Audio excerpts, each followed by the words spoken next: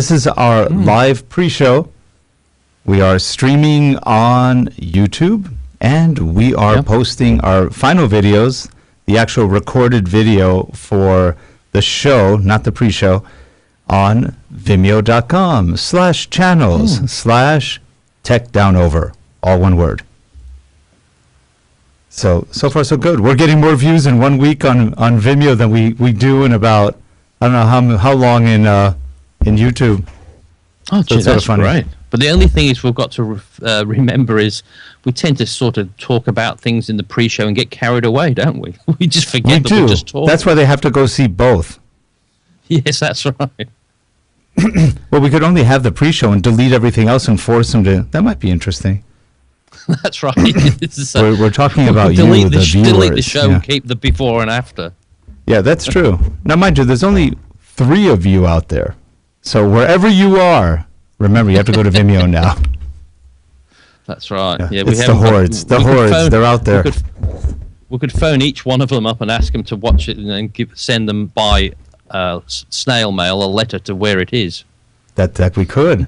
Hey, by the way, for all of you people who are here to watch Corey, he will be here, but we don't know when.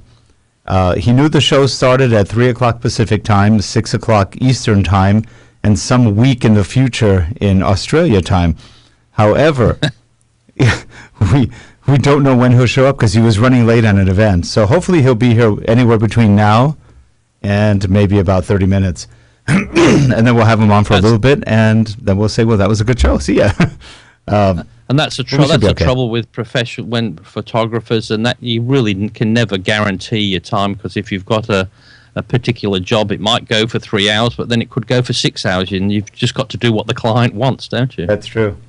What's his levels at? He's right in yellow. He's perfect on my level. He is? Yeah. Okay. Let me get my headset a little higher. I think that's the problem. So I was saying to Clark before we got on that we've been having a play around in a live YouTube streaming to get the audio correct, and I saw that was good. Keep talking, Jeff. Yep, I've been listening to the YouTube tests for the audio. I did happen to notice when you did the audio. Keep talking, Jeff. Oh, he's cutting. You're cutting out. Is he frozen? No, keep free. Keep there you go. jittering. I did set when Clark first called me. Skype did crash. How about there? And if you're tinkering with the audio now, I'm starting to hear myself back again. There's a bit of a delay, and then it's coming back to me. How about there? But now it's stopped again by the sounds of it. But this must be riveting pre-show entertainment. Just me on the screen, just talking to myself. We're good. Okay. Well, it's a good. No, we just wanted to make sure that we had you at the right levels. Am I okay? Mm-hmm. Yep. Check. 1 2 1 2 1 2 3 4. Okay. And 5. And 5. I don't count that high. Poor old 5 always gets left out, doesn't it? I know. Oh no, 1 2 1 2 1 2, and then 1, 3 2, 4 1, 2. 5. Yes, but they should really say 1 0 1 0 1 0. Then it's binary. We can really fake everybody out. Oh, that's right. Yes. So we are streaming, right?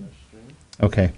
So we should probably start the show, and then at one point, Corey will maybe join us. If not, if he's not here by about 3:45, I guess he's not here. Well, that's right. We'll have probably been signed off by then. So, so let's give it a shot. All right. So we are going to start the show recording in 3, and I've got something to show you when we start. 2. I know what it's going to say. You're really curious now, right? I have a couple of things to show you. 1. Are you getting tense? You really want to know what I got? Yes. I don't want to say the wrong thing because I might spoil your thunder, so that's true. I'm keeping my mouth shut. That's true. But I got another thing though that I can show you. Oh. So this is different. Yeah, I got 2 things. I'm glad we're on a clean channel. So. That's right. Yeah. He's been on Blab way too much. Anyway. 1. Hi everyone. Welcome to Tech Down Over. This is the show about tech gear, photo, audio, video. And I'm joined by our top secret agent from Australia, 00 Blanchard. Jeff Blanchard. Hey, Jeff, how are you? Good, thank you, Rick. It's always lovely to get up bright and early for the show. Then I've got all the rest of the day to play with my camera equipment. That's true. That's true. And maybe you'll be getting some new cameras soon. Well, it's always that. I think our There's guest a lot of that's cameras. coming in today, I think, introduced us to that syndrome we both have, GAS. Yes. Gear acquisition syndrome. Yes. Gear acquisition syndrome. Gas. Oh, boy. Here we go.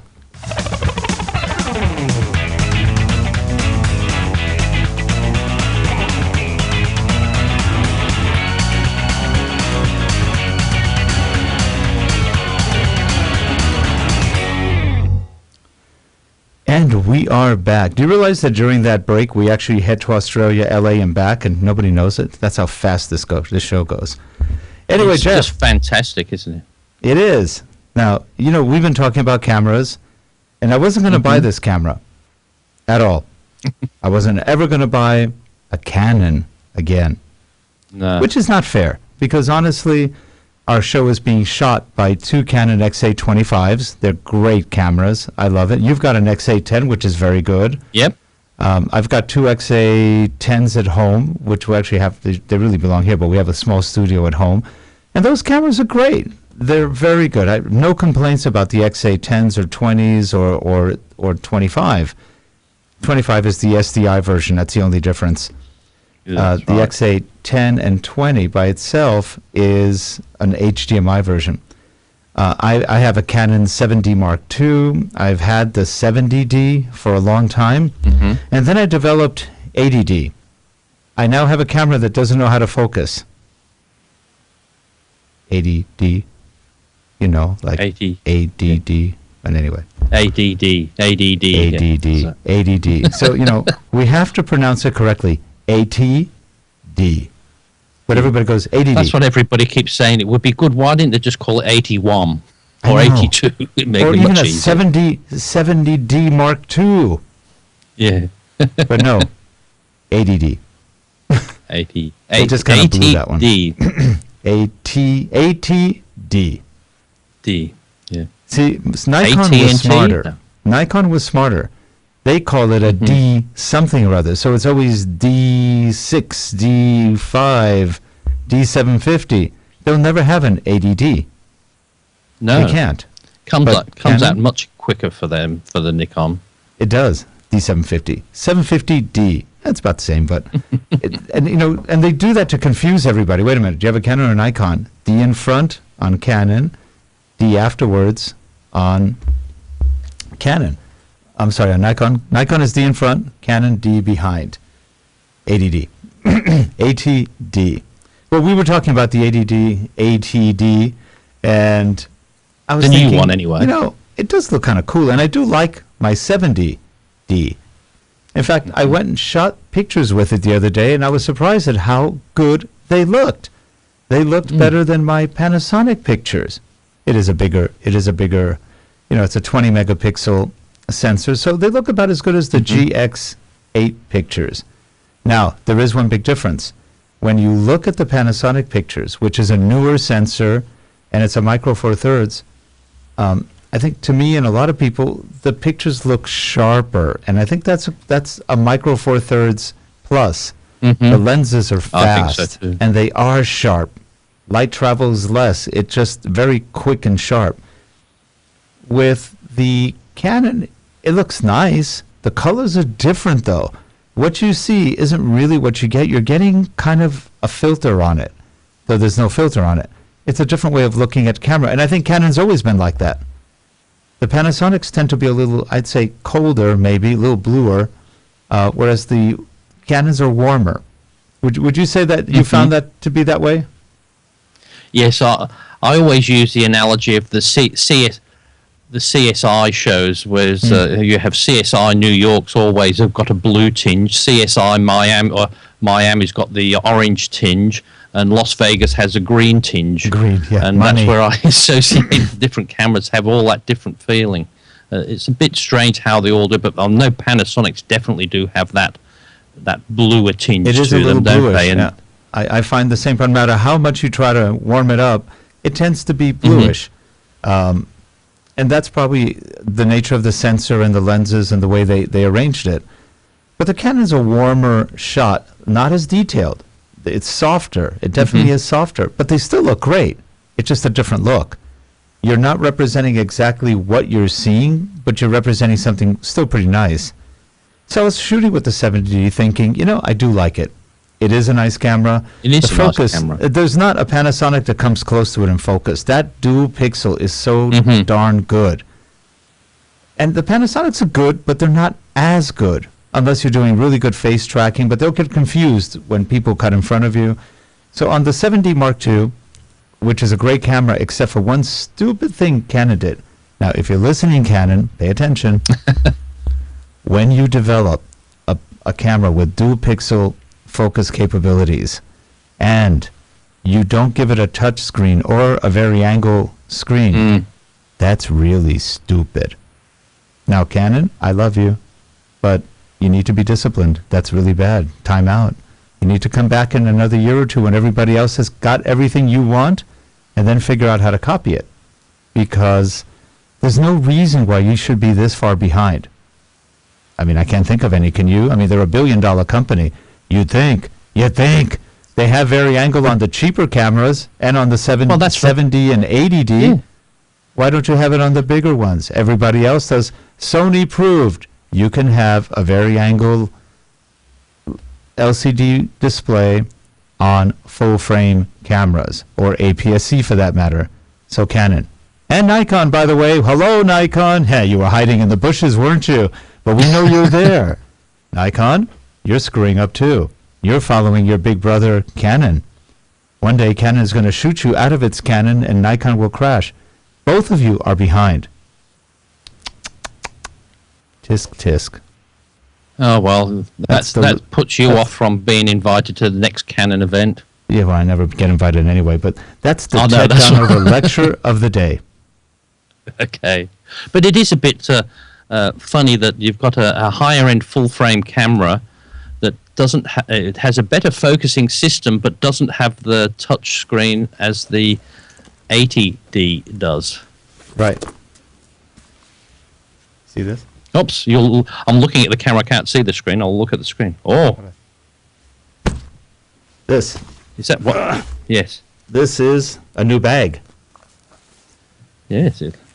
This is the... You like the bag, do you? It's okay. No, actually, I couldn't figure it out. Clark over here had to show me how to use it. I was going, I don't get this. I'm confused. Because it has four or different places where you can pull cameras out of. Mm-hmm. But I couldn't figure out how to get them in. Oh, well, that is a problem. See, most bags you open from the top, right? Not this one. Mm-hmm. This one you put on its side, and then you disconnect the waist belt. And then somewhere around here, here it is. So here we have, there we go. Now, can you see what's in there? Yes, that's an unusual way for it to do, isn't it? It's really cool. And I'm going to bring it down. Well, actually, let me hold it up. I just can't see because I'm covering myself. Be careful. Don't hold it up too straight. Here, this is the 80D.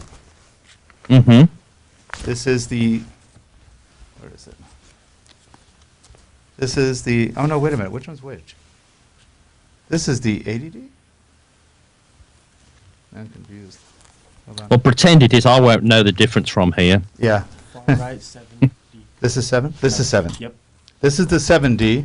This is the 80D. I have the lens cap on it, the lens hood on it.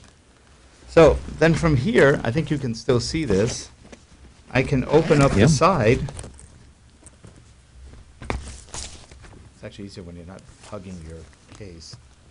There we go. And I can pull it out right from there. That's a great thing. That's the best thing, I think. I've got a similar, but I've got a little over-the-shoulder one that does a similar sort of thing, but I want a bigger one like that which would have 2 or 3 cameras. But does it have another one on the other side for the 7D to get that out? It does. It does. So you can get the other one out the same way. Oh, that's great. Which is very cool. And it's very easy to pretty much, except the way I'm holding it right now, it's pretty easy to get it back in. And you're done. Just right back in there. And what brand of bag is that? I'm sorry, what? What brand of bag is that? What? This is a Lowepro. Lowepro. ProTactic 450. Oh, good. So in it I've got a couple of lenses, my Pancake 40 millimeter, my 50 millimeter cheapie. It's not that cheap, but it's a cheapie. It's $125. It's cheap. Batteries are in here, chargers, and the 7D over here. So let me put this away. Yeah, because the Lowepro does some really good bags. That's what my little over-the-shoulder type bag is, which you can just pull it round and sort of sit it on your chest and have the camera sitting there, and you can actually support your arm on it. So yeah, I quite like their bags. They seem to be so versatile. And oh yes, okay. I'm looking at the screen now. I can see. Is that the 80D? 80D. 80D. And which lens is that? Did you get with that? This is actually my old lens? Not that old, but it's the STM lens I have. Not the new one. So STM. Step motor. STM is the. That's the step motor lens. This is the first one that came out, 18 to 135. It's actually pretty fast. This lens, let me see. Let me turn it on. Take the lens cover off. And turn that around. See, very angle. Canon. Big camera should have this too. 7D should have this. You should take them back, recall them, and put that in. That would be the kind thing to do. I love that feature. I'll tell you and the Panasonics have that as well, and it's just such a useful feature. So that's a live view. So I could just take a shot. You've noticed that was pretty quick. Let's listen to the focus. Yeah. So STM is the one that focuses quicker, isn't it? Is STM the quickest one, or USM? No, this is an STM Nano USM. It's a combination, but it's really more of a USM lens. It's got some sort of nano motor in it, and super fast. This works really quickly with the 70D and the 80D. So it's already pretty good. This is the older one. I have to buy the new one, but I didn't buy it in this round. That's in like another $600. And this one works perfectly well, but the other one is even quieter and faster. I tried on my old 70D, the Sigma 18 to 35 millimeter. It was slow as hell. It didn't move fast. This lens runs circles around it. And I think that's because the Sigma is not quite native, or the 70D is old. Because on the 7D Mark II, the Sigma runs fast. Go figure. But this camera, we did some autofocusing tests earlier. To design to suit more other different lenses. Oops, I've disappeared. Gone. Oh, have you? Well, you can put them back on if you want. I've disappeared. Can you hear me? Yeah. Where are you? That's sort of weird. Oh, my laptop's frozen altogether. Uh-oh. Uh-oh. This is live broadcasting, folks. You just saw Houdini in action. He disappeared. He broke out of his chair. Do we have to call you back? See you, so are you gone? I've just got subs. I've got that. You want us to call you? Let's give you a call right back. I'll try if I can. I can't shut down. All right, we're going to give him a couple of minutes to shut down, and then we will call him right back. So meanwhile, this is the 80D, the successor to the 70D, which has always been a pretty cool little camera. It's not a perfect camera, neither is this, but they're nice cameras. I do have the battery grip on it. I like the battery. My hands are fairly large, and I like the battery grip. Without the battery grip, it's still quite a comfortable camera to hold. A couple of things I noticed right away when I got this. In fact, let me go into this shot so you can see better. The 80D has a much deeper hand grip, much more like the Nikon's D750. I like that because now my hands are not touching the lenses. They're not in the way. It's very comfortable to hold. You can sit here for hours with just your fingers like that. Extremely comfortable camera. And it's got 3-inch screen. It could have been a little bit bigger, but they kept the body size the same. In fact, it's the same grip, battery grip, on the 70D as the 80D. So they actually kept the dimensions the same. There are some little differences, but not enough to make it worthwhile. The grip is definitely different. The controls are different. The square buttons that used to be, or kind of funny shaped buttons on the side, are now round. So everything is more consistent with normal buttons. I don't really like their new text that much. They have a thinner text, which I think is stupid. Let me get to that. Why is it not working? I don't know why it's... Oh, because I'm filming, stupid me. Okay, here we go. So the menu. If you want to see the menu, I think it's too small. It's probably hard to read there. It's too thin. They used to have better fonts. They claim this is easier to read. I'll beg to disagree with that. It's a little smaller and a little thinner. I think on a camera, especially when you're outdoors, thin and small is rather dumb. I've been insulting people a lot, but come on, camera manufacturers, get with it. It's called ergonomics. It's called modern day graphic artists don't know how to design anything. It's just a shame. This is a little smaller, a little thinner, harder to read. Dumb. So screen is okay, though some of the screen elements are harder to read than they were on the 70D. So those are just small little nits. The video quality, the focusing is faster. You've got 45 cross focus points. That's amazing. This is, I think, almost the same as the 7D Mark II. Now, if you put a vari-angle like this on the 7D Mark II, you would have a near perfect camera because that camera is cool. It's fast. It's good. It's got a good sensor. It's got everything that's good. This has a 24.2 megapixel sensor, so it's pretty good. Did we get Jeff back? No. Okay, we're still trying to get Jeff back. Sometimes he's on a Mac, which we keep telling him will get him in trouble. But the Mac runs out of memory a lot when he's using Wirecast and the Intensity Extreme card. So that's the problem he has a lot of times with memory and running out. Plus, it's far away. So anyway, this camera shoots actually pretty darn good video. It's got better dynamic range than the previous ones. I did some test shots. I'll post this up in the future. In the shadows, the highlights are better.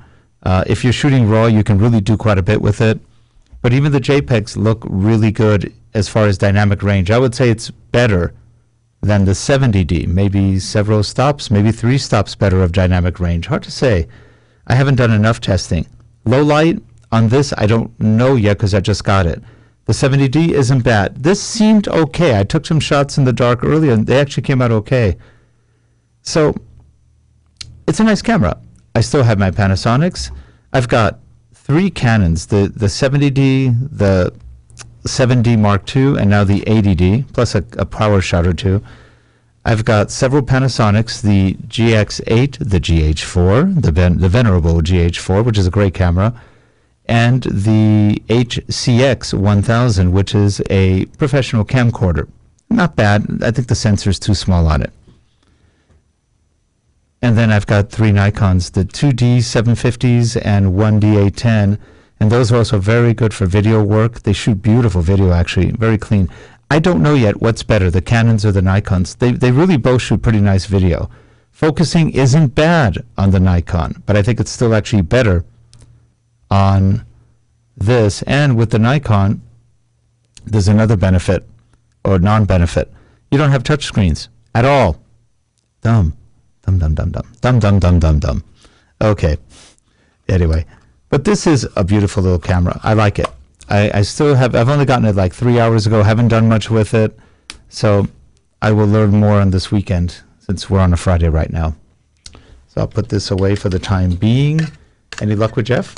No, still shows him offline. Jeff is offline. He is gone. So we may have a very short show today. And then maybe we'll start up again when he comes back. And maybe Corey will join us then. So we'll have 2 shows today. Isn't that cool? We are so flexible. It's amazing. We are very flexible. So anyway, I'm used to talking by myself because every time he and I go on Blab, I'm talking by myself because either he gets kicked off or he talks by himself because I get kicked off. Blab is a fun environment. Things don't quite work too well. And I can prove to you that he's still not here by looking at that shot. See? Empty. And so is the guest shot. I am flying in solo formation. Missing guest, missing co-host. It's lonely up here. Yes, it is. All right, so we'll go back here. At least here I know I'm there. Here, I'll go to this shot. That's our Jeff shot. That is our Corey shot. That is Jeff and Corey, both invisible. And that is me and Corey, and he's invisible. So anyway, it's getting ridiculous, isn't it? All right. Well, I didn't have much else to talk about today other than the 80D. But I do have one thing to say, and that is that if you worry about only specs, if you only worry about 4K, if you only worry about this kind of sensor or that kind of sensor, you will drive yourself crazy. The ultimate thing is, how good are your photo taking skills? How creative are you? What do you do with it? Do you enjoy it? If you do, almost any camera will do what you want it to do. The key is doing something that you enjoy. Don't listen to the crowds. Well, it doesn't shoot 4K. So what? 4K, for the most part, is still not used that heavily, not even on TV yet, even though you can buy tons of 4K TVs. Now, 4K for editing is nicer because you can pan and crop and do more things with it. But it's not the end all. It's cool. I like it. We have 4K cameras, and they're fun. But I decided about a year ago, it doesn't really matter if you have 4K or not. It doesn't really matter at all. Some of these cameras, these full frame and APS-C sensor cameras, really look good in 1080p. And by the way, most TVs automatically upscale to 4K. It still looks good. You can't tell it wasn't done in 4K. I know. I have a 65-inch sharp 4K TV, and I put 10K footage on it, and it looks great in pseudo 4K. It's 3840 by 2160 from 1920 by 1080, and I have to admit it looks really good. You can't tell that the pixels have been stretched a bit because, frankly, the algorithms to upscale are so clean. And by the way, the only time you'll probably see a difference is if you go to True HD, which is 4096, because you've got a different aspect ratio. It's not 16 by 9 anymore. So as a result, you get a little more, it scales up, but you don't quite fit well.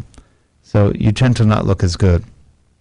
Most TVs now are UHD, ultra high def, which is a 3840 by 2160. That's perfectly fine, perfectly good for what we're trying to do. So anyway, that's about it for today.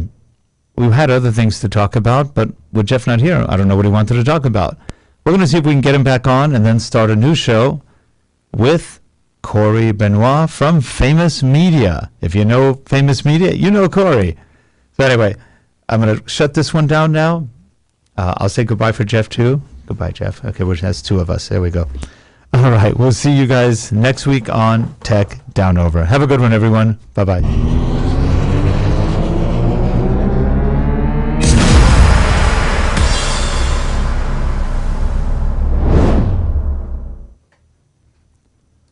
Okay.